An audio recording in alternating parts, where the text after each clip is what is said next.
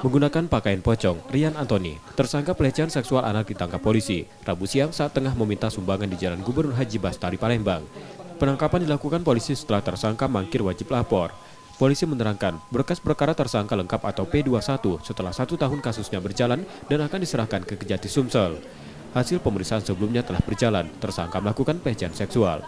Tersangka merasa tidak melakukan perbuatan itu lantas melakukan sumpah pocong 2 kali. Dari kasus ini, tersangka terancam hukuman maksimal 15 tahun penjara. Pak? Sudah ditangkap. Itu terkait kasus apa dia Pak ditangkap Pak? Kasus pencabulan. Itu statusnya memang sudah tersangka Pak ya?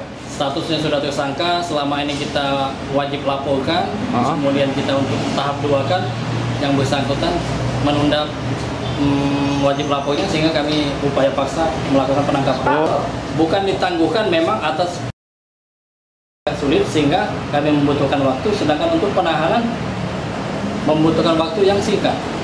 Keluarga tersangka yang mendatangi Polda Sumsel setelah penangkapan dan penahanan menangis dan tetap berkeyakinan tersangka tidak bersalah. Reski Oktora, Moklas Diferensial, Kompas TV, Palembang, Sumatera Selatan.